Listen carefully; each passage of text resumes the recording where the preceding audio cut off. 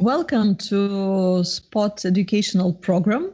It's a part of annual SPOT festival, and this time we're having an educational block. We are speaking about public spaces and about choreography in public spaces and how our body changes public spaces. So public spaces are places where we learn to be social, to interact with the others, and to cooperate and to communicate. Our body is the main tool for social interaction. And public spaces are places where we learn to create and co-create with the others using the potential of our environment. My pleasure to present you profound creators who are exploring the potential of our bodies, perception, and public places in their works. So in our discussion, we are focusing on the question of how we can transform public spaces through art practices. My pleasure to present you Agnija Šeiko from Lithuania, a dancer, choreographer, and lecturer in choreography, a leader of Šeiko dance theater, who has staged more than 30 dance projects and performances. Also, Benjamin Vandewalle, a dancer, choreographer, and artist from Belgium, who explores the perception of space and movement in a variety of contexts by adjusting creatively the ways of perception and of the environment. And our guest team is Mortier and Thomas Decaesstecker, co-founders of B-Flat. B-Flat is a Belgian circus company that specializes in acrobatic performances in public space. And they have a know-how how to adapt to different environmental and social contexts based on the principle of the urban sports parkour. So I'm very excited to have this guest today, and I'm looking forward to learn more from each of you. So maybe we will start from Agnija. Agnija, can you present, please, the ways you are working with the public space and how you came to the public spaces, to work with the public spaces? Hello, everybody. Thank you very much for inviting me. I'm sitting actually in a very special place in Lithuania, in Neringa, at the Curonian spit, and it's a very precious place of the nature. And just yesterday we presented a performance in the dunes, and the performance was created by Pina Bausch dancer and assistant Daphnis Kokinos. And actually it's very interesting because this talk is after that, where we really explored potential of the kind of connection nature and dance and body and emotion. And it was a very, very strong experience for the dancers and for the audience as well. And the history of performances in the public spaces or in the nature or in the specific buildings in our company is already rather long, and already during my studies in Holland, I was doing there quite a lot of things, outside, and it was always for me, I had this interest, how our body becomes or a part of the architecture, or how we can create a body architecture and movement architecture in the public spaces, and how we can change not only the atmosphere, because of course you can immediately change the atmosphere playing the music or doing something, but just how or the concept or the moving bodies, how they are influencing the surrounding and other people. Few also, yesterday we had the premiere, and 5 days ago we also did the installation, dance, sound and video installation in the Lighthouse, which is also very specific place, very interesting one, and it was opened as a public building, and where you can come to visit. And we created an interactive installation where the audience is becoming a part of the performance, and the creator of the soundtrack that we had the cameras that were scanning the movement of the public, and this is how the soundtrack was created. So it already gives a completely different perspective to the building and a possibility to create some kind of very specific thing, and for the audience, it's like, of course, it's not just you are coming to visit a lighthouse, but you immediately you get to experience art through this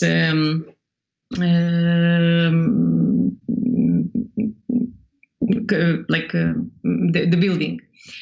Another thing, what we create with my company, I'm sometimes joking that it becomes kind of the series of historical performances in the cities.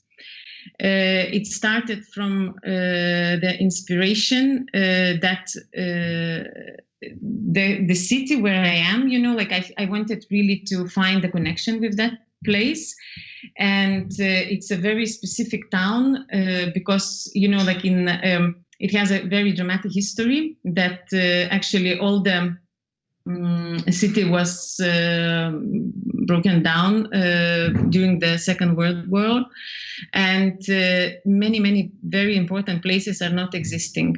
And this is this is how I wanted really to find the connection with the place. And it's not that we are creating here in this place and I didn't want to be disconnected from that place, really wanted to to be and to be visible, and also invite public to experience through the dance and sound and text, the city itself. So we created two, we call it historical tours in Klaipėda, and last year we premiered one in Nida. And it's I created in a that you are experiencing this performance like you are in a film, like in a movie, that all the city becomes like a scenography for you, and you are drifted in the sound, and you really it becomes a a virtual, a little bit experience, but live. And of course it serves for us very well as a educational thing, because when you are not in the main culture centers, for example, we are not in New York or in Paris, where people are used to go to contemporary dance performances or theater. When you are in a much smaller space, and it's a bit on the periphery, you have to find the ways to connect with your audience and with the citizens also of the city. And actually coming into the public places, it was a really good, I don't want to instrumentalize the art, but it's a part of that, that it really helps to gain the audience, to grow it, and because it's much more easy for them to come to to the tour in the city, instead of really going into the contemporary dance performance.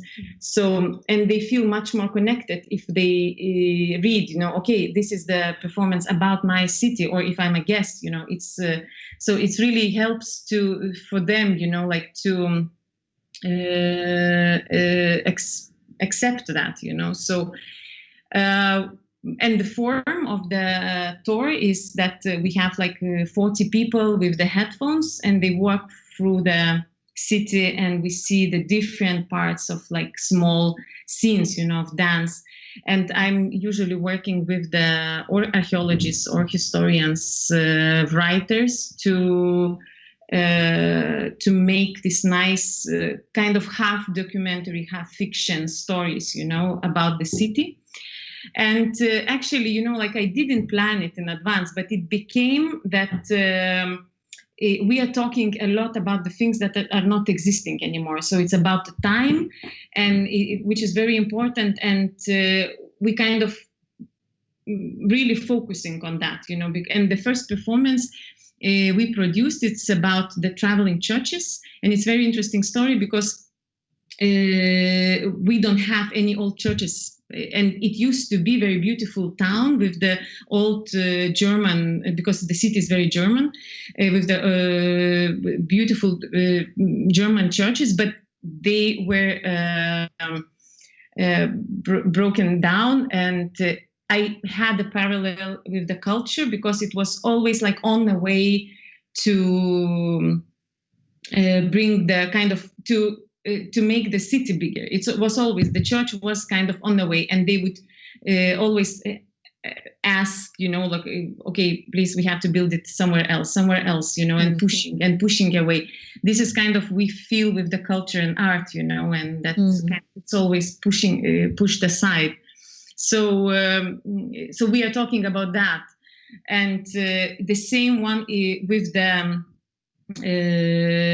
drifted in Nida. It's also, we are talking about very dramatic lives of people, because like all this island is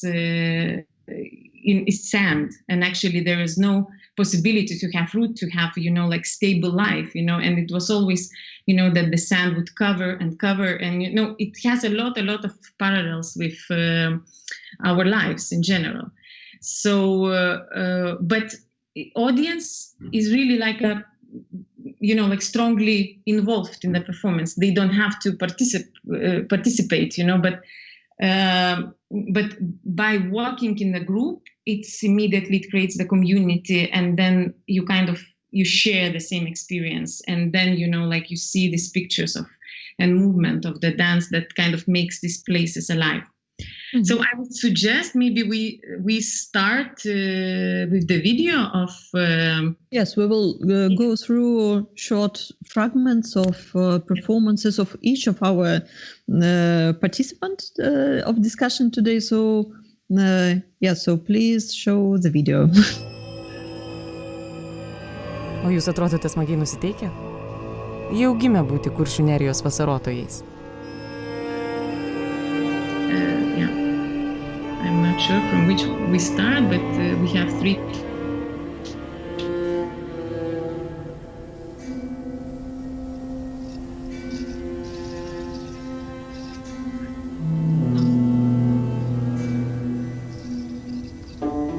Kad tik mūsų jūra, kuri duoda žuvų ir gintaro, mūsų žemės neprarytų.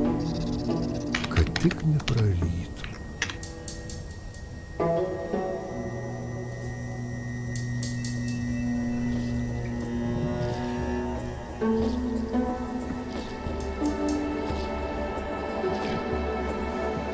Žemė ir tyrumus su didelėmis senomis mariomis yra ir bus įvardytos, skaitomos ir vadinamos pagal Kuršo vyskupiją ir bažnyčias. Ir gavus Kuršo ir Kuršių marių vardą, nebus pavadintos pagal Žemaitijos kraštą. Taip 14 amžiuje užrašė ordino metraštininkas.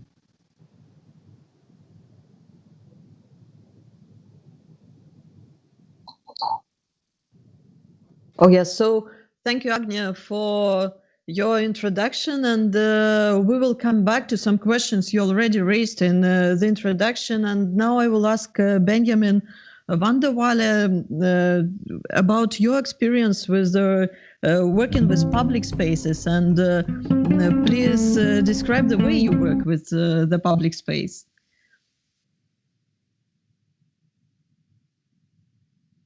Please unmute you. Benjamin, please unmute you. Okay. It's also a part of performance. Good that you say it. Yeah. No, I was actually miming. It was on, but I was just miming. No, my background is contemporary dance and actually classical ballet until I was 18, and then I shifted to contemporary dance, and I was making pieces in the black box all the time, questioning the format and the way we see dance in itself, like questioning that aspect of the performance. And then, so really dealing with perception and how that works. And then very quickly, my attention moved to the public space as a new, interesting territory to play with this question, the questioning how we perceive the world. And because that world, that territory is the territory of the audience. So it's no longer anymore playing on the stage, which is kind of a foreign territory of the to the audience, but actually playing on the ground that they inhabit, that belongs to them, and that they have a very strong connection with. And then when I start tweaking that and shifting that and transforming it, and transforming the way we perceive it, then the effect is very strong and very interesting on the audience to see what happens. And so from that kind of space, I started creating all various different kind of pieces and approaches in the public space, and then discovering a whole range of different potentials and experiences that space has to offer. And one, for example, is that you are really confronted with all the different kind of social layers that otherwise you would not meet in theater, and really ranging from the art lovers and into the people that discover the art, and the kids that are completely mesmerized what you do that otherwise would never see the things, and also the people that are very critical, which I also find very interesting and important to hear their voice. That when you even just speak out the word art, they have immediate physical repulsion, reactivity. So, but I find that interesting also to kind of humble my place as an artist in this world, and to understand my position better in this world. That there's people who don't really necessarily find it's important what we do, and then to engage into a conversation with them. So my whole practice is really, like I said, based on different formats, because I guess when you're working in a public space, it's so vast and there is so much information. So it's really about kind of reducing and selecting. That is the work that needs to be done, and rather than in a black box creating new narratives and new stories and controlling everything, actually in a public space, it's the opposite. You're kind of embracing what is there and already using what exists. And just by looking at it differently, that's how you create new narratives and new stories, which I find a very also interesting idea to play with in this world where we're all the time to create new stuff, new products, new things, but that we can create new things just by relating to it differently, and that the position of the spectator and that the agency of the spectator in how they are also really responsible for creating their own reality and their own aesthetic experiences, that is something, an aspect that is also really, really important in my work. And then another element that is really, I find very important, is that the audience really undergoes the experience on a physical, embodied level, so that it's not on a level of concepts or ideas, but that it's really the choreography literally runs through the body, and that they become both spectator and performer at the same time, or that borderline becomes very very fluid. And so in the piece that I was supposed to do, for example, now in Vilnius, Walking the Line, it's really a choreography of the gaze for the audience, where the audience executes the walk and the audience become the performer in a way, but also the spectator, because they become this new body where they're holding hands or forming like a human chain. They're already interrupting the everyday choreography and therefore creating a spectacle around them just by activating that space differently. So it's really important that it runs through the body, because I really believe or trust, let's say, that when we actually undergo something, that then there's kind of a shift, a deeper shift, and that can happen rather than when somebody tells me how things can be different. I think that more or less sums it up, but I think maybe it's good now to shift to the video, just explain you a little bit before what it is, because you don't really understand when you see the video. So you just have to imagine it's a big caravan, like a big camera, with inside there is 20 people, and they're watching towards the outside, through a transparent mirror. So they can see outside, but people outside cannot see them. And this is moving very slowly through the city. And you have then performers that are playing with the reality and sometimes blending in with the reality and kind of distorting reality. So let's have a look at that now. Thank you.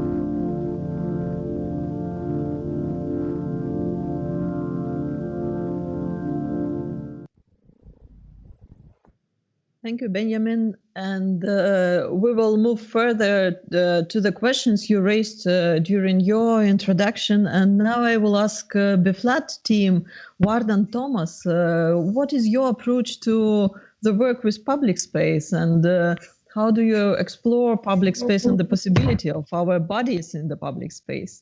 Please unmute yourself. Yes. Hello, everybody. I'm Ward, and this is Thomas. We're from Ghent, Belgium, the same as Benjamin. We are very happy to be part of this discussion because it's a very interesting topic, and it's very interesting to feel already with the introductions of Agnija and Benjamin that we are facing same kind of challenges and we're working around same themes, but we have different solutions. Mm-hmm. So we are BFLAT. BFLAT is a circus company. So we also work with the physical language as the dancers. But our trademark is actually that we're going really urban. We're working a lot with urban sports that use public space in a very specific way. our goal is actually to construct an equal situation between spectators and performers. We don't want to be any different than the spectators. We want to share an experience and see the city together in our way.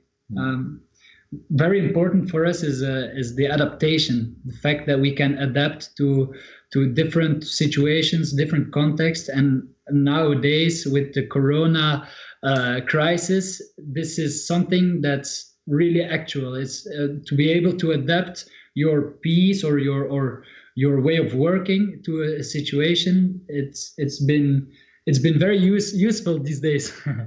So that was fun. So we come from the urban sports parkour, but we've also been breakdancing, slacklining, capoeira. Trekking. We've been very strongly influenced by the people we met in the public space. Even before we were really creating art in public space, we were using the public space for our daily practice. We went outside to different spots all around Belgium, all around Europe, to train and to share our knowledge with other people who are doing the same practice. Until we started doing sometimes some shows, little demonstrations where we showed our physical capacities. And that's actually a bit the place where I lost my interest in this. That I thought it stayed very superficial all the time. There was no deeper meaning or deeper sense of reflection of what is the impact of my action in the space now. So we got to know circus. We started to watch more circus shows and got to know circus artists. Started to teach in some circus schools, and we started training circus also. So we came from parkour, we got to know circus, and we started to blend both. So always as a duo, we were always exploring together. So it was very interesting to influence each other in this. Till the point that we said, like, after studying and all being young, we decided to create a show together, which is called Follow Me, and which is the project we will be talking referring today the most. The difference between Benjamin and Agnija is that we only have especially this one creation. We don't have different different shows. We have one show that we adapt every time at a different situation. Okay. So Follow Me is an acrobatic journey through public space in which a group of followers, we really call them followers, they experience their city or their neighborhood in a different way, but their own neighborhoods mostly. We use chairs, folding stools. We have 100 of them. This is a very nice example of it. It's the one the fishermen are using. And actually, everyone in the performance gets a chair at the start, and it's actually the mobile stand, the tribune that is traveling around with us. So it's really a physical element or object that divides them from the normal from the rest of the normal passage. Yeah. These chairs, this was a very fun object to work with, but it's also a bit from the reflection. The circus artist often works with an object or refers to an object. For example, a juggler with the juggling balls or clubs or a Chinese pole with a pole. And we said, like, this interest of the object, we want to share it also with the audience through a very daily object. So we make mostly site-specific shows, but we also really enjoy to make event-specific creations. So really in a close relation to the organizer, to ask a bit what's the goal of your festival, or what do you want to give as an experience to the people, and we think together. How can we benefit? Can we help your proposition, and can we enforce it? So that's mostly what we do. And yeah, the relation to the organizer is really, really interesting for us because it's a kind of a triangular relationship between the organizer at one side, the artist at the other side, but also the audience or the people who live in a certain neighborhood. So yeah, it needs to be in harmony. So I propose we show a little extract of the teaser. Normally we don't use music in our show, but for the teaser we've put some music on top. But I think afterwards we will go more deep in this theme. So yeah, enjoy. Let's see the fragment. Thank you.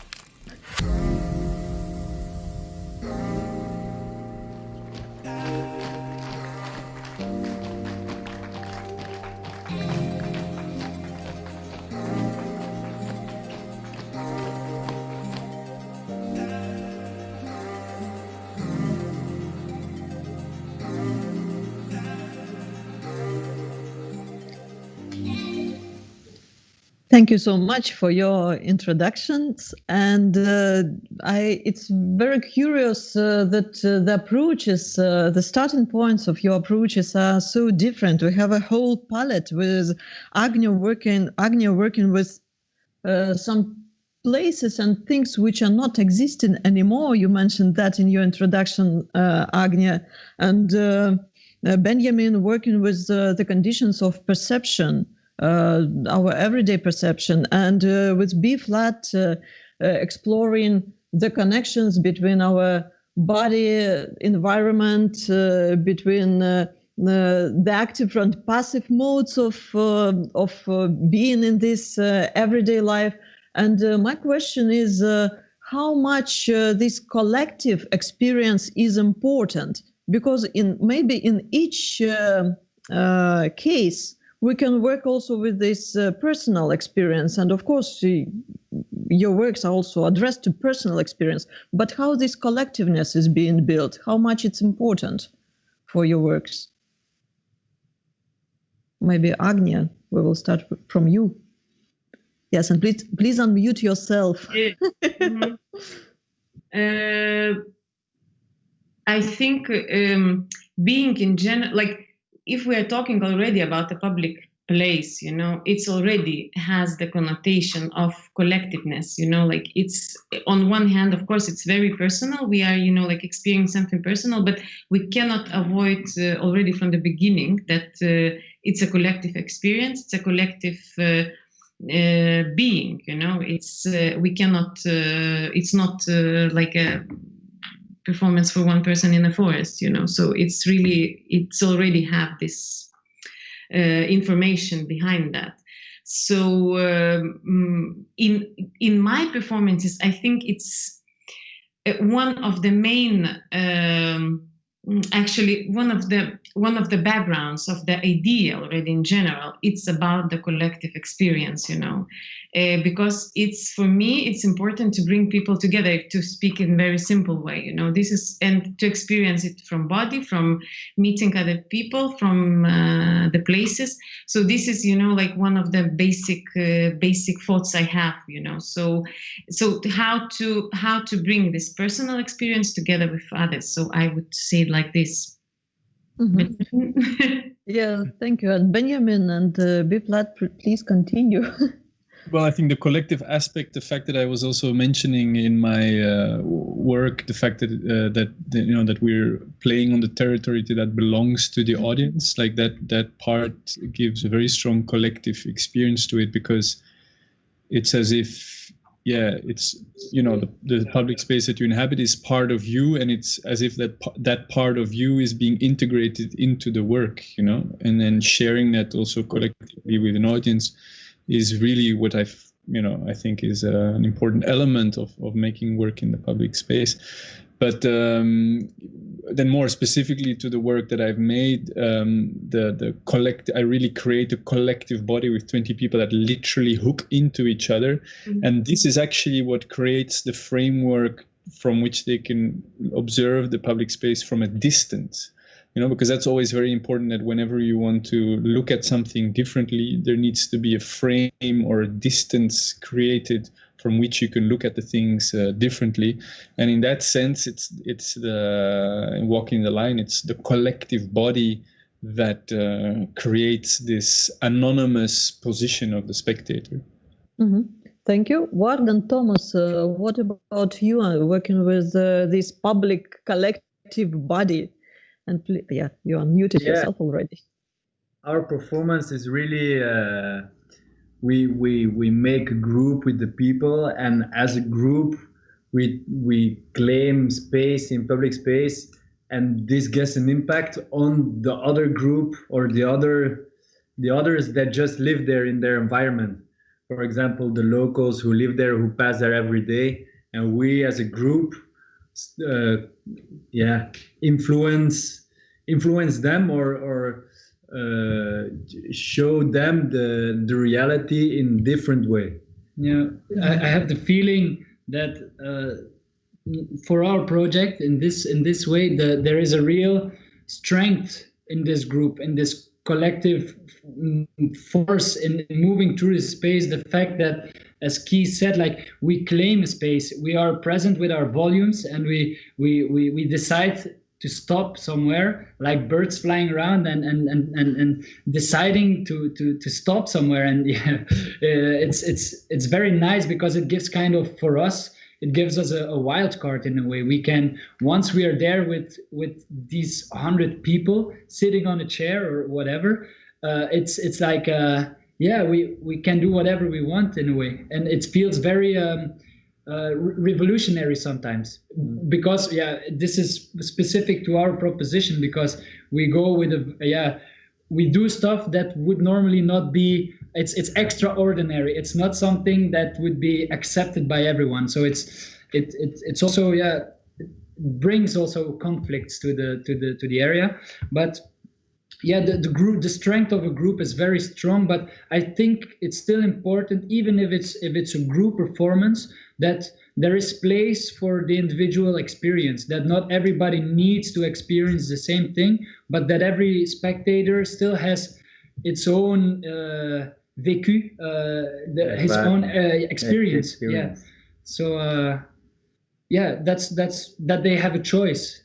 For in our work, people can choose where they sit, for example, from where they watch. Depends of the place in the performance, but we find it very important to give a choice to the audience, even if they're a group. Yeah. Mm-hmm. I would like to add, like what guys are saying, that it's also what is very important, that people, they get the chance to behave, like to go out from the behavior that kind of we are used to that, Mm-hmm. So it's really nice that like what I saw, from the examples, or you have a chair, immediately you have a kind of sign that you are allowed to do whatever in this group, like mm-hmm. You will not be judged from the others, or also, like, for example, if you walk with the headphones, already look kind of, okay, we are a group and we are safe to experiment with our behavior. So it's a nice experience for the people that usually we have to kind of behave, like normally. Yeah. Mhm. Also, this possibility to reclaim the public space through your performances, and also the history of the places, as in case of Agnija performances, it's so inspiring. Do you observe that after your performances, people, or even during your performances, people themselves start creating, experimenting, that some ideas are you're giving birth to other ideas through your performances, and these ideas may become, true after some time.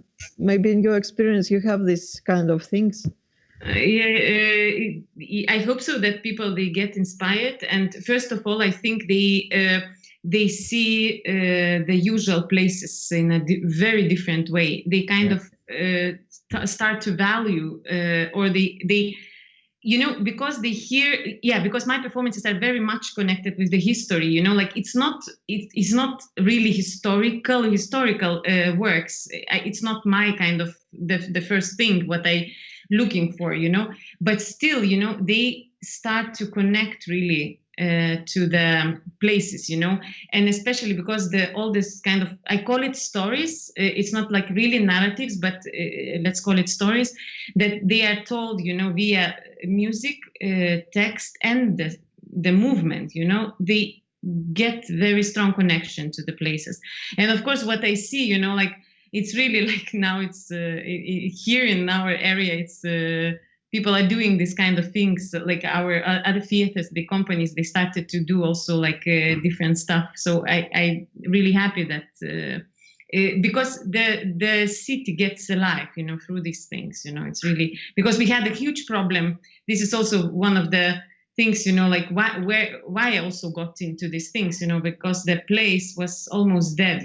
The center, all the old town was almost dead. All because of big supermarkets that people would go there, like outside of what is happening everywhere, actually. So like we are bringing kind of life back, so, and that's an interesting topic, how each of you is picking the place for your performances. Benjamin, how do you pick the routes for your artworks? You're speaking about reducing the information, and you create the conditions of reducing the information which comes from public space and which sometimes is overloaded in public space. But how do you pick these routes? But there are several criteria, and one is just that we need enough variety of ingredients to just fill our dramaturgical line that we have. But I think artistically it becomes interesting when there is a very active everyday choreography. So we need a lot of busyness.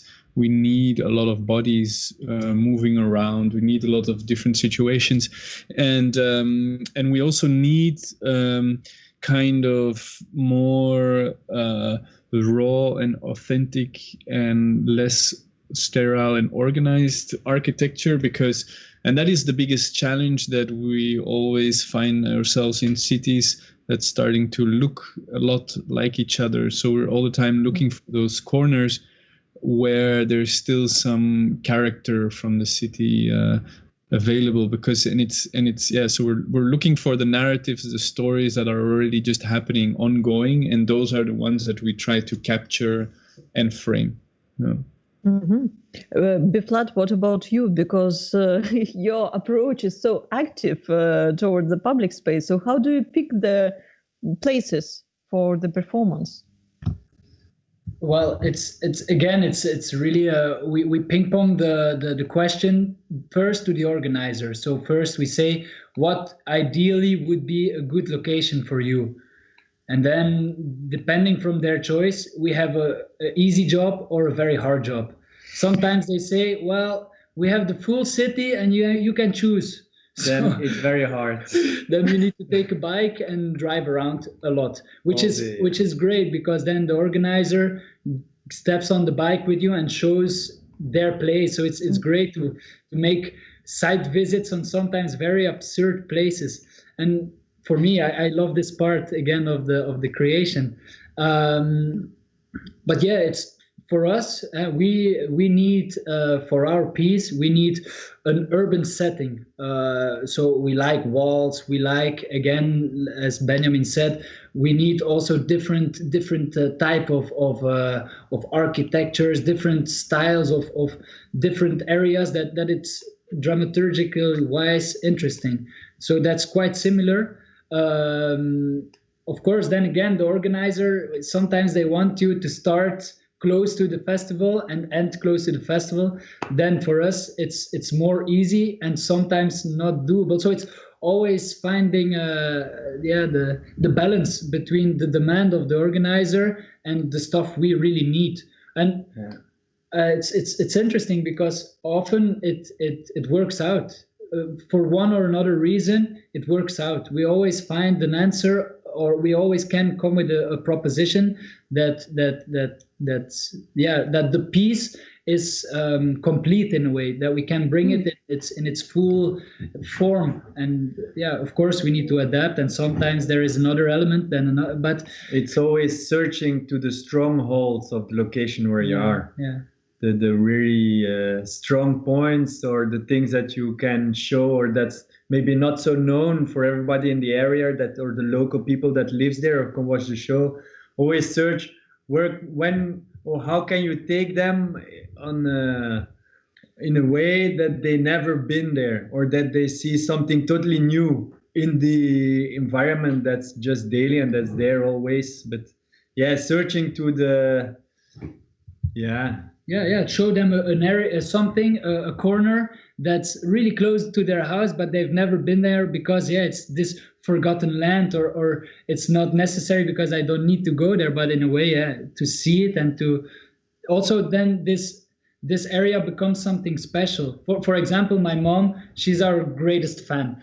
Also, she's also the most scared fan. She's always like, you should be careful and stuff. But she's also like, for example, a place here in Ghent where we've played, we finished our performance, and she says to me like, oh, Wartje, every time I pass this bridge, I'm thinking about you. It's and this is like a little bit, you're responding to your question, like the influence on the audience. There is a direct influence, like really the physical need to join. For example, children in our show, they're really like, they're going completely with us, full body, which could be dangerous also, but they're really like together with us. And even older people, we try to motivate them to run at certain points, and some people do without reflecting. And this is very nice, this physical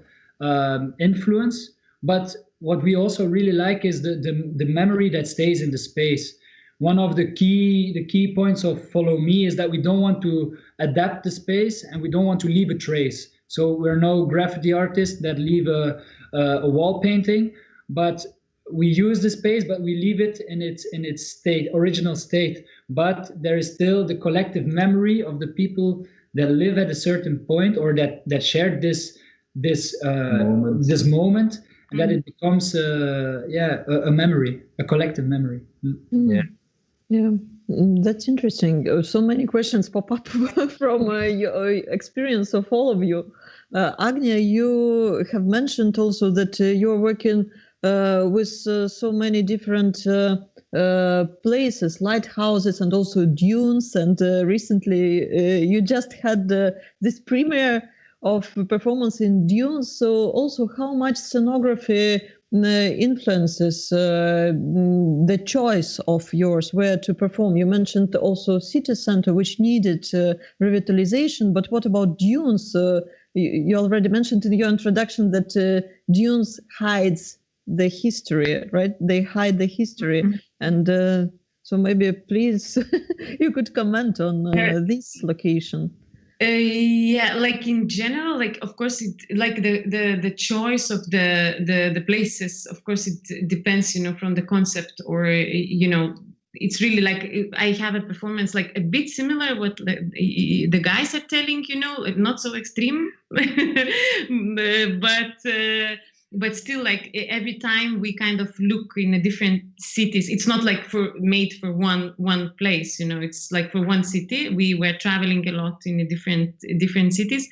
And it's like my favorite part to look, for the route that people would walk with us, so it's really, and then it's really like in every city, it's very different. Like I only know that, okay, I need the bridge or I need that. Or I kind of have a set what I really need for the performance. And then I look. The dunes are very special here because it was really made for this specific spot of Lithuania. It's where it's very fragile nature. It's very, as I said, the specific history, very dramatic place. And because there is a festival called Land, and it's a music and interdisciplinary festival that actually have different performances in different places in this island, So, and because these dunes are so special here, this is why we chose, and when I invited Daphnis Kokinos, choreographer of yesterday's performance, so that was already kind of the offer, like I brought him, okay, this is the place that we would like to have because of this festival. So it was really kind of the set of the different ideas and the choices. Mm-hmm. Also, it's so much fuel in the imagination when you learn in your childhood, living in Lithuania, that dunes are covering previous houses and homes of people. Yeah. You then start perceiving this surrounding in a completely different way, just because there is something hidden up under them. So it's a really interesting way of how our imagination is fueled.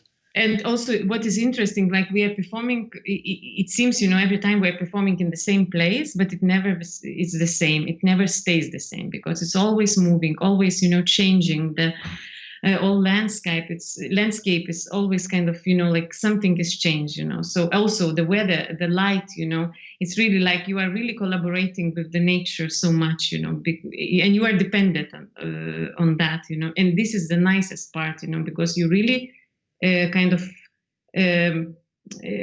you go under that, like kind of you feel that this is much stronger actually than you. Mm-hmm. Thank you, Benjamin. I would like to refer to the thesis you raised in your previous talk about sterile places, and there are more and more places like that in our contemporary cities, especially in capital cities, and they're so challenging for people who are working with art and choreography. So it's the question for me, what we could change through art in these places, keeping in mind that everyday choreography there is also quite monotonous, and it's routine kind of choreography. Here in Lithuania, in Vilnius, we have a growing business district, which is full of glass skyscrapers. And this glass as a surface, it's very challenging for visual artists as well, because you can do actually, it's too sterile again to intervene and to do something with it, comparing to concrete, for example. So what are your insights about how this kind of growing areas can be confronted or reinterpreted through art practices? What are the possibilities of these places? I mean, for the moment, my tactic is just to avoid them, But I understand you. That's not very constructive. I mean, it's very funny. Like one of the piece we use. Walking the line, people are wearing these masks, and it's like what I call an actual reality goggles or glasses rather than virtual reality. So it's just an empty frame that people look at. But that actually helps to, even in these kind of very monotone places that we all know very well, to just kind of stare at the ground or to look look at the corners where there's, and then it becomes very interesting, because then when you see some dirt, it's a relief, or when you look up and you focus on, like, maybe there's a line where there's still some cables hanging loose, so that those are actually the things that naturally pull our attention, and it's especially just that the experience of people going through that street that they usually pass through every day, and then seeing all these different details, is just realizing that there is this other world there than just this these facades that are taking over the world. In terms of artistic tactics to challenge that, it's maybe actually a very interesting project to work with. What I do find interesting is that when the reactions in those kind of neighborhoods, when we do pass with our line of people in those spaces, that the reactions are very strong, because the people that tend to go to these places are also people that never see these things. So literally people freeze and they just go like, they look at us, because they just don't understand what it is that we're doing. And I think that is already a very good starting point. But it is challenging, because it's these places also that usually give the most trouble, like, or also to musicians that want to play there, or like they're all banned from this space. It's very controlled. It's very challenging. I just want to share one thing, that a few years ago, my colleague, like the dancer from the company, we made the piece inside of the office, like in this glass building in the first floor. Like, luckily, like one office was very open, then they cleaned all office like for 2 days for us to make the performance, and audience were standing behind the glass in the street and watching the performance, inside of the office.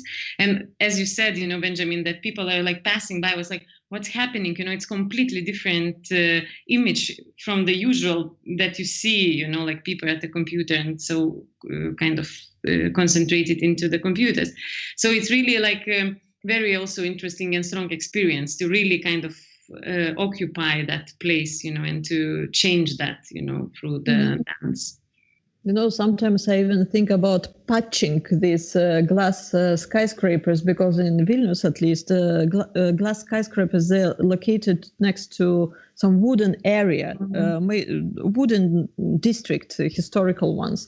And people there, they are patching their surfaces of their houses. So sometimes it's interesting to put, some references on these skyscrapers, which seems like Egypt pyramids, that they're there forever. But I wanted to ask also to provoke B-flat team, because you mentioned that your strategy is adaptation, that you adapt to the places, and so it's interesting for you as for people who are coming from parkour perspective as well.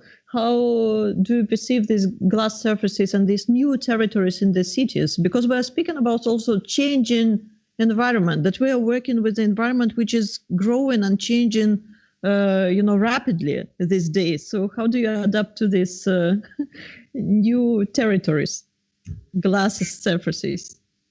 Yeah, we always say that that the city is like a living organism in a way. There's always, it's very interesting to see, like, in a few years, what we call a spot where we used to go and train, jump from wall to wall. In a few years, or the complete district is just gone and there is something else. And that's actually the proposition of Agnija, who's talking about this constant evolution. And sometimes it's a pity, yes, for especially for us, old school architecture from the 80s, 90s is often great, because there's lots of corners, lots of walls, lots of edges, and makes it funky for us. Instead of this, now there is more a tendency of open spaces, which is beautiful also, and there's some small trees and nicely arranged. But for ourselves, we also tend to hold on to this nostalgic architecture in a way. For example, our starting point in the show, we search what we call a kind of intimate place where the people, they're still in public space, but it's a bit protected, or out of the flow of people. We really want them to feel a bit isolated. This is often we search like not dirty places, but a bit like rough places, like parking lots or garages with garage boxes. Once we enter in like this newer buildings, it's feeling what does this new setting brings us as opportunities. Also, for example, there's a lot of reverb often because there's big walls, and if you clap in the hands or you stamp on the ground, there's a lot of reverb. So for example, there's a piece in our show where we make it's kind of a experimental jazz on our ladder. There is small holes inside, and it's like kind of a flute. So we play some sound, and this transforms to a drum kit with the chairs, and we tend to play this in places where there is an interesting acoustics. So for us, often the solution now is to put this piece in this setting. In these settings, yeah. Yeah. But it's something we need to accept in a way. It's also trying or finding the PowerPoints or the interesting points of this new architecture or this change or this place, to really find the points which are promising and which can create nice images or nice things like musically or physically. For example, these high-tech things, I really like it when we can like make something move during the performance that's not ours. For example, a huge gate that's opening or but often these are very expensive tools or very but once we can do it, it's a very nice effect, and we try to bring a contrast to this by keeping a very human way of playing and a very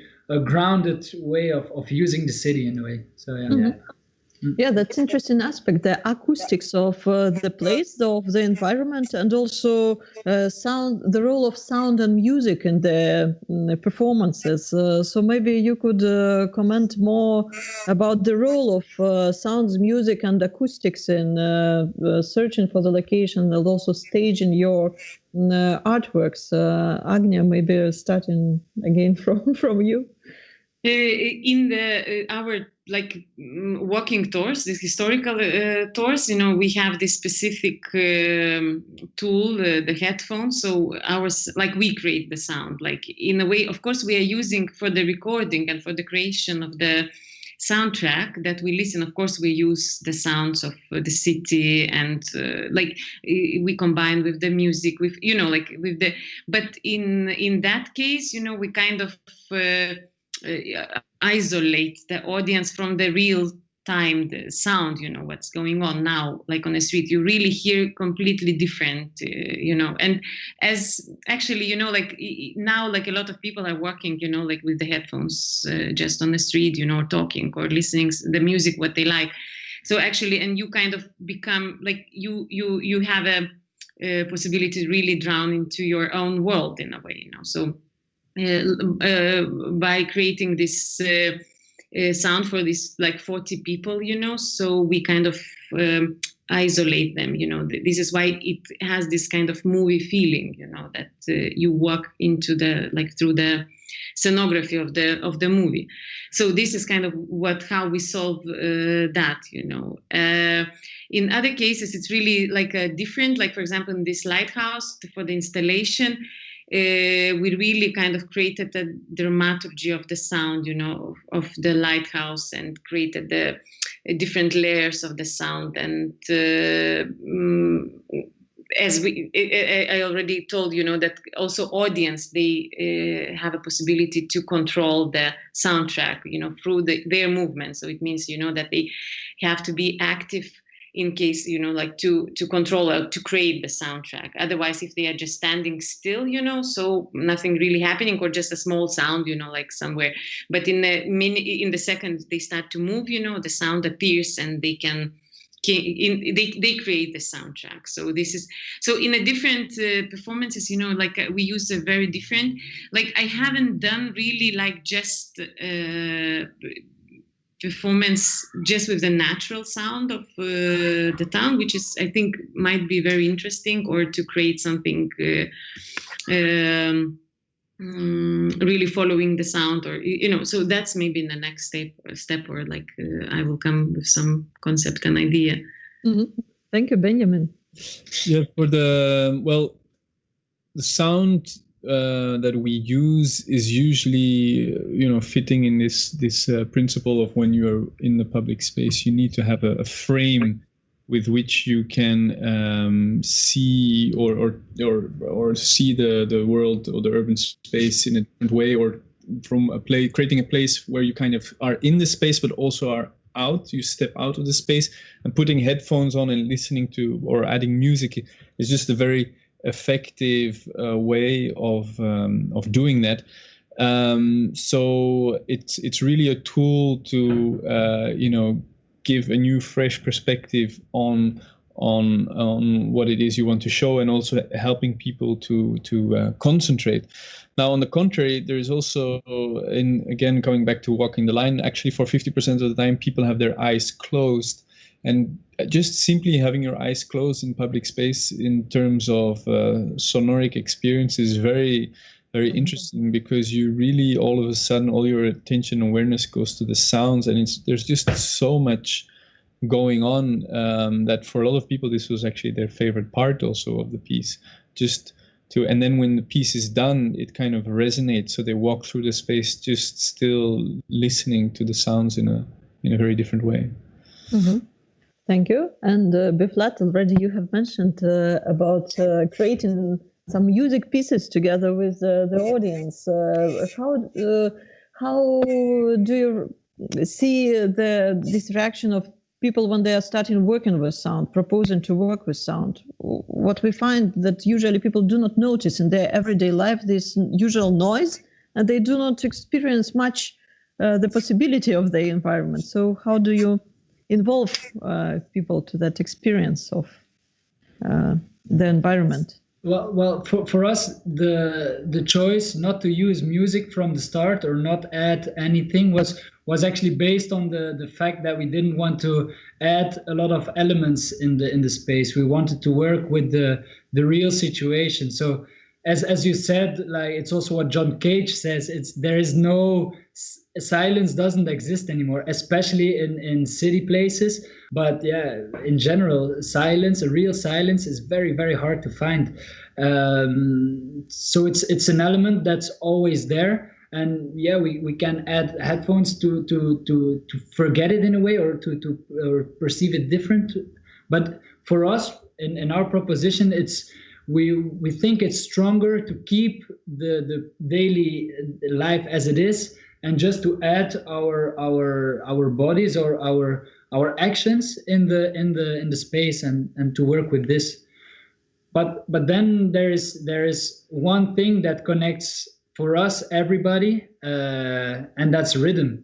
Rhythm for us is everywhere, and it's not, we're not always conscious about a certain rhythm, but yeah, rhythm is everywhere, and everybody has the rhythm also in a way. Mm-hmm. And it's very interesting to stay conscious of this, and not just ask the people to clap like this, which would be maybe an easy example, but yeah, just the fact that we move in different rhythms already, it's kind of music in a way. The movement of the group becomes the music also. It becomes part of the composition. And for example, the chairs, they're from aluminium. If you sit on it, it makes a lot of sound, and it's very pleasing in a way. Like a group of people decide to sit down for 30 seconds. It's a very nice acoustic experience. It's fun. So yeah, we think by adding music we would lose a lot of nice analog elements that we really enjoy a lot. So yeah, also when you play some music or you put music, it directly gets a certain connotation or a certain feeling to what's happening. And I think, especially for us, we're talking about the street, about the rough concrete, and about really the street like the street is, that if we should put some music that would change directly to another story or another thing that should start, that starts to tell itself without really staying with the reality of here, now, this.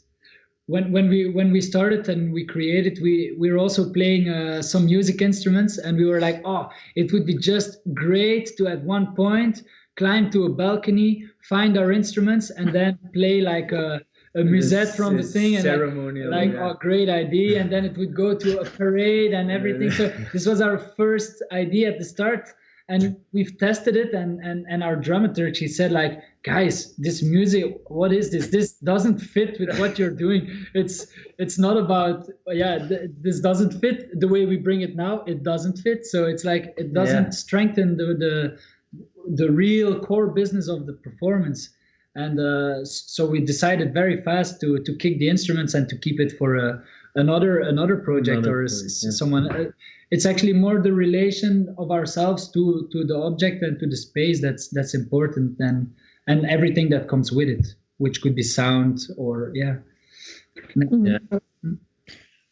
some of you have mentioned already, I think that maybe it was B-flat about these challenges which were brought by lockdown, when we only could cooperate via online with people outside. So there are two in one question about this relation to the audience and how you get the audience to involved to your artworks, and also what kind of ideas and thoughts, creative ideas, this lockdown situation brought to you, some new insights of how it's changed also our experience of the environment, and how we can get together, how this whole sphere of art performances in public space could be reinvented in some way. I will not address it to any of you personally, but maybe if you had this kind of insight you could share.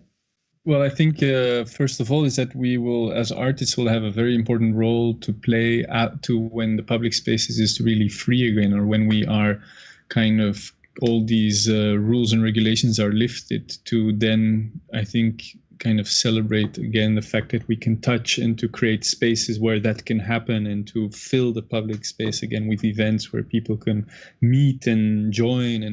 And I think we as artists are suffering in this state, but at the same time, I think I've always said it in the beginning, or when people are like cutting subsidies, it's okay, it's fine. Let's just stop all of us for 1 year, and then people will start to miss us. And this is what is happening now, that people really see the importance for mental health to have cultural activities where we can meet each other and exchange ideas. And so this is a kind of good side to the bad story that we're going through.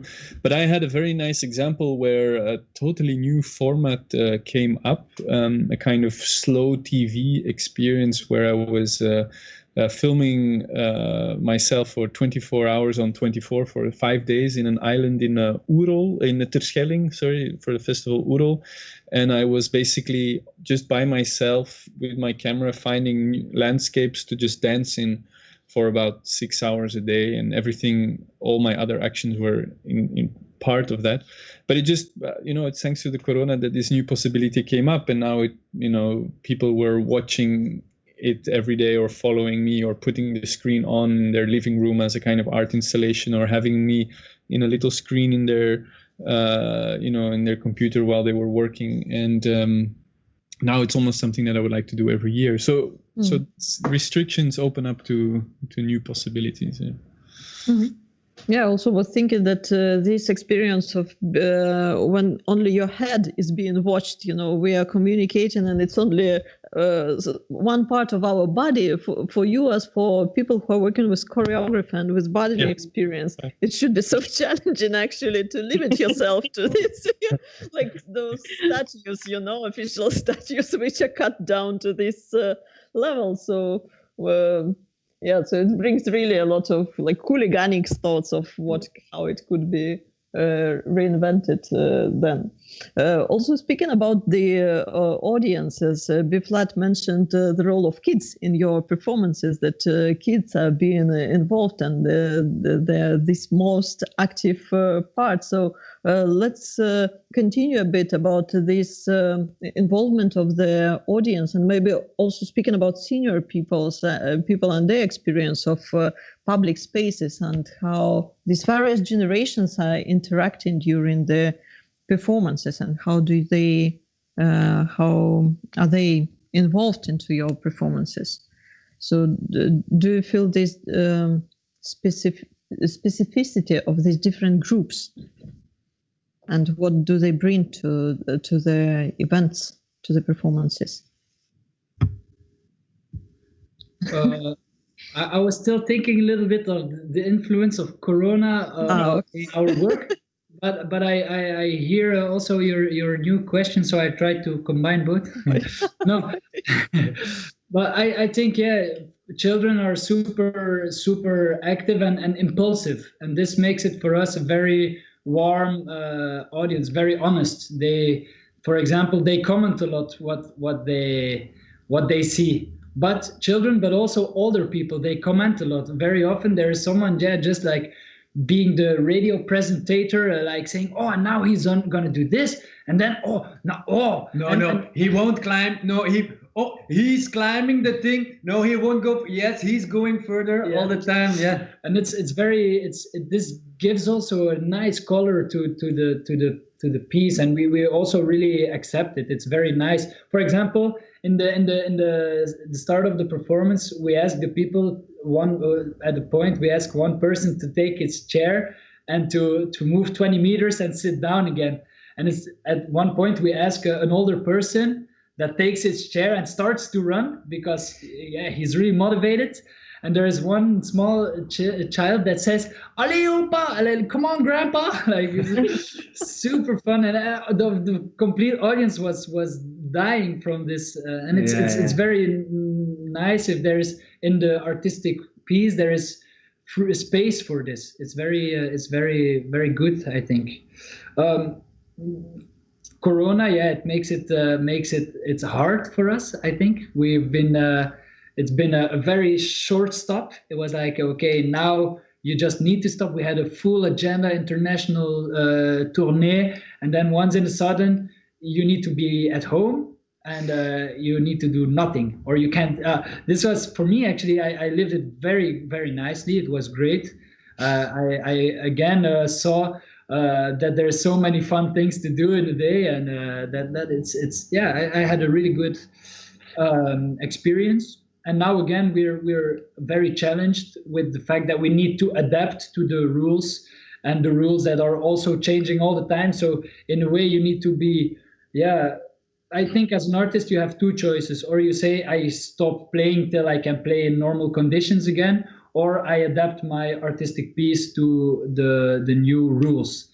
And then it's a hard choice, I think, because if you need to start cutting in your artistic piece, because, for example, audiences that touch each other, we ask them to give a hand, for example. This, we need to find solution on it. Can we do it?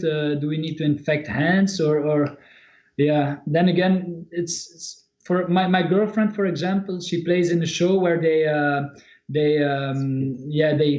share ping pong balls to each other's mouth, but it's with the distance, huh? They how to say, cracher. They spit the ping pong balls towards each other, and the other one catches with the mouth.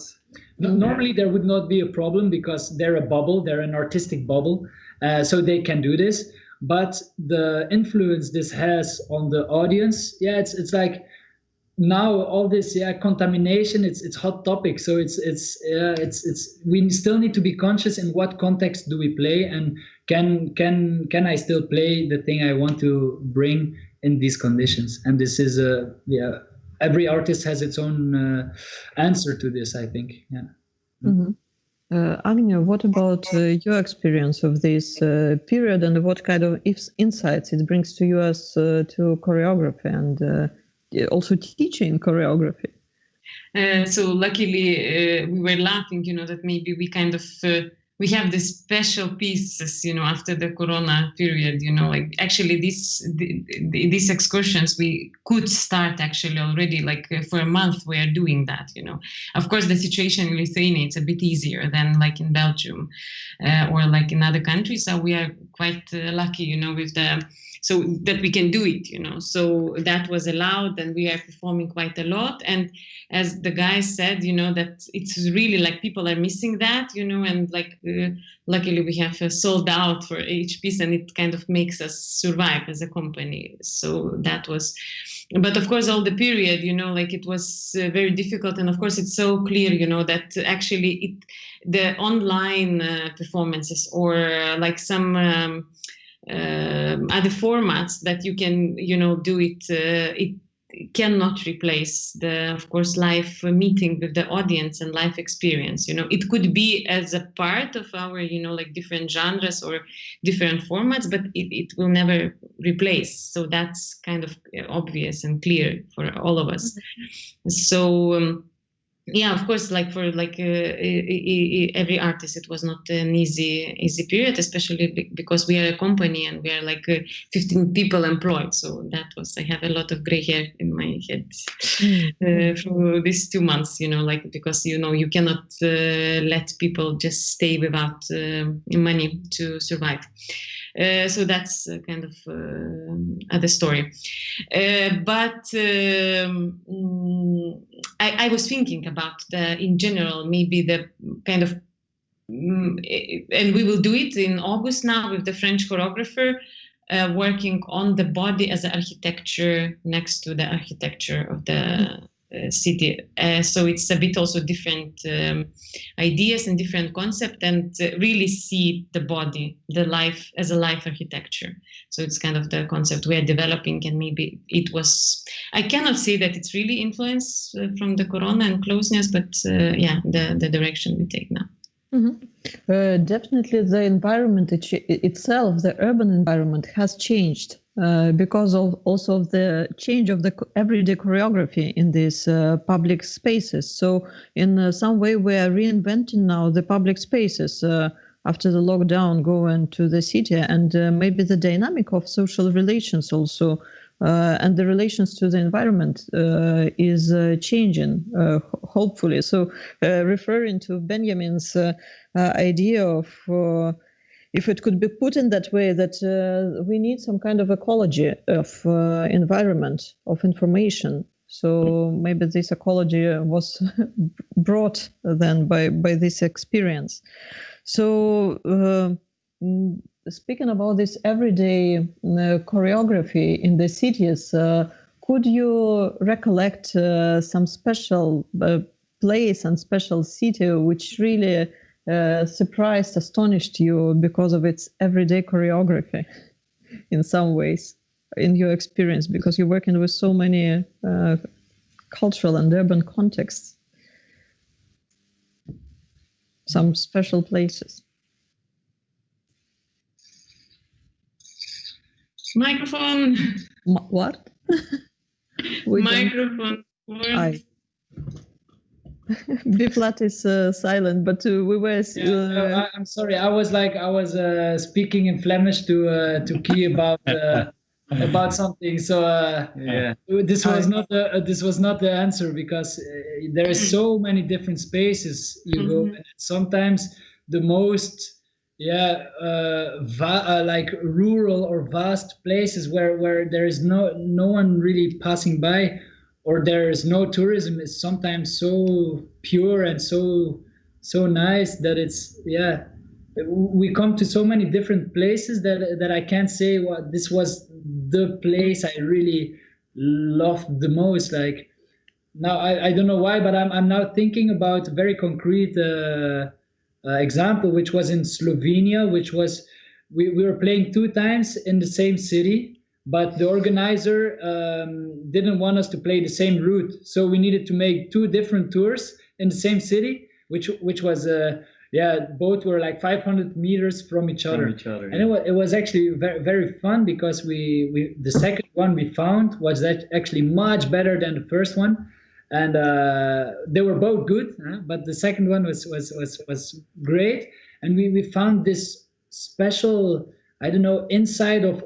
buildings with different balconies, and it was, no one would go there. If people from Maribor, they don't know this place. It's only the people there, and we had such a nice interaction with a woman living there that could only speak a little bit of German. So I can't speak German, but I speak Flemish, which looks quite the same, and it was just such a very nice. And what I want to say is that this relation to this woman also changes the space for me and my feeling to this space. And yeah, I can't answer with one specific place or one specific moment that really changed me. Yeah.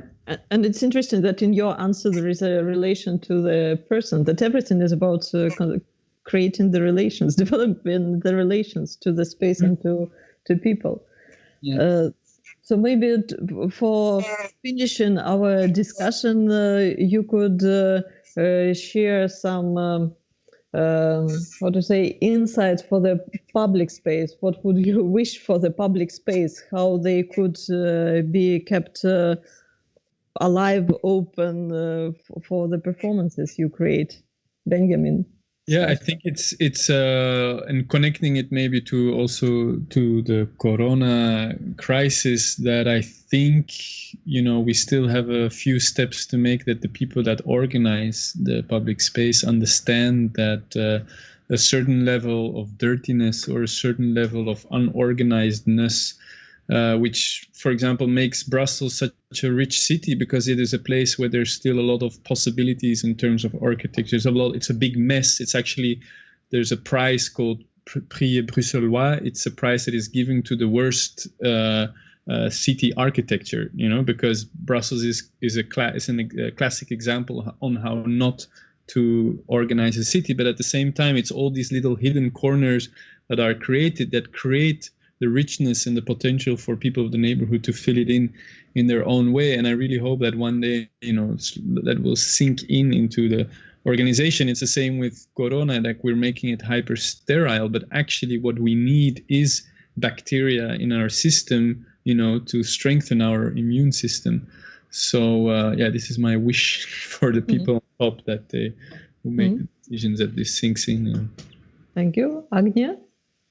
I would call this bacteria, what Benjamin is saying, life, like if that we need life there, like in all the public places, and communication, and also freedom, and I think art, this is what kind of it brings, like it brings life and freedom. So that's my kind of wish.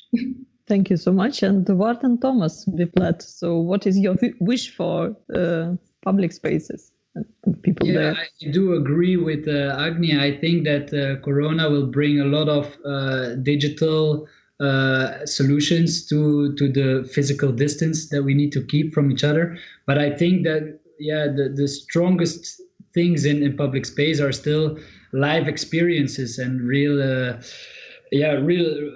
situations. So I would hope this can continue happen in public space, and that everybody can come and see it, that it doesn't become something exclusive like in theater halls, that we are still open to everybody, and that we can keep this openness. And I also really want to support these people who are now finishing art studies, for example, art education, that are now leaving school in in a world that has been shaken around very much, and it will be a hard departure for them. So I would say, like, if there is people who want to talk or exchange ideas or have specific questions, they can always send us emails or contact us in a certain way. So yeah.